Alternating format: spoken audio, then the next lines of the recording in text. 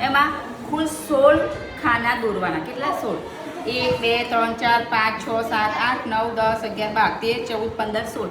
16 ખાના દોર્યા. હવે તમારે બીજા 14 પથ્થર લેવાના. કે તમે કોઈ પણ વસ્તુ લઈ શકો. તો હું તો પથ્થર લીધા છે. 1 2 3 4 5 6 7 8 9 10 11 12 13 અને 14. હવે આ 2 ખાના ખાલી રહ્યા છે. તો તમારે શું કરવાનું છે? આ જે છેલ્લું ખાનું છે ને, એ ખાનામાં તમારે કોઈ બીજું લેવાનું છે. એવું ટાર્ગેટ લેવાનો અલગ કલરનો. એ ટાર્ગેટને તમારે અહીંયા સુધી પહોંચાડવાનું છે.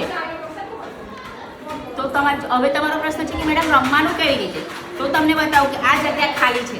આ જગ્યાને આમ કરીને તમારે પથ્થર ખસાવવાનો છે. તમારે પથ્થરને જમ્પ કરાવવાનો નથી. ક્રોસમાં જમ્પ કરાવાય નહીં. તમારે પથ્થરને આવી રીતે જ હટાવવો પડે.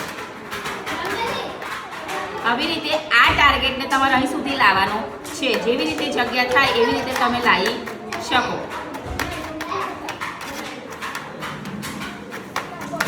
જો થઈ ગયું, અહીંયા સુધી પહોંચાડવાનો છે. હા, સાઈડ પર જવાનું, આમ સાઈડ જાય, ક્રોસમાં જવાય નહીં, તો એક જમ્પ કરાય નહીં.